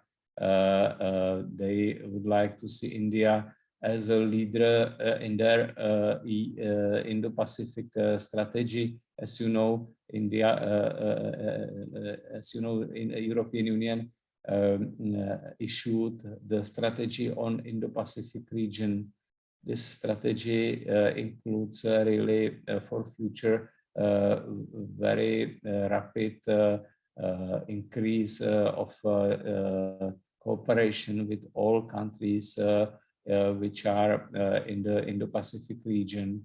And we are now talking not only about countries which are directly connected with the Indian Ocean and Pacific Ocean, but also in the broader perspective, including the whole South Asia, including Mongolia,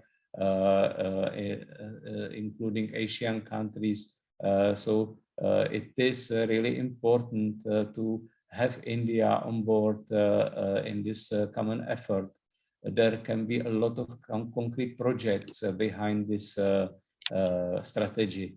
And I mentioned one is this cable undersea connecting India and Europe, but it can be more such concrete projects implemented. And I am sure that both ministers, Jaishankar and Lipavsky, will be talking about it in Prague. And of course, that Dr. Lipavsky will be again suggesting to maybe prepare some roadmap for the strategic partnership in the future. Thank you. Dr. Shakti. Yeah, thank you, Professor Sarkar. On behalf of the Center for European Studies, it's my honor to offer a vote of thanks. I thank John Monnet Chair and Chairperson of CAS, Professor Bhaswati Sarkar, for the welcome address, conference introduction, and for ably chairing this session. My sincere thanks for special remarks delivered by Dr. Erdő Mariann, Cultural Counselor, Director of Liszt Institute, Hungarian Cultural Center, Delhi, Professor Gulshan Sachdeva, John Monnet Chair and Professor of CAS, and Mr. Roman Masarik, Minister-Counsellor Charge Affairs at the Embassy of the Czech Republic in India. My sincere gratitude to Professor Rajendra Jain, Visiting Professor, Warsaw University, John Monnet Chair, former Professor and Chairman of CAS, for his keynote speech. It's always great to listen from him. I got to listen from him after a long time. And Dr. Kristina Gondova, Third Secretary and Counsel at Embassy of the Slovak Republic in New Delhi for her participation. I thank faculty members, guests, students for their presence and attention, and the young researchers who will be enriching this conference with their papers. I also like to thank European Union and Dean of SIS, Professor Srichandan for support. Dean SIS could not be able to attend this program due to some pressing engagement, but he has wished this conference all success. Last but not the least, my hearty thanks to the organizers who have been working for months for this day to happen, and who will be steering the boat for today and tomorrow at the back end. This inaugural session has set the perfect tone for this Young Researchers Conference. And I'm sure young researchers must have got the right orientation to present their papers and engage in lively discussions surrounding the conference theme, Central and Eastern Europe, 3 decades since transition. Thank you all.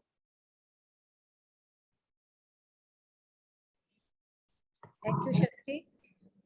Evangeline. Could we please have all the panelists and participants switch on your videos so we can take some screenshots?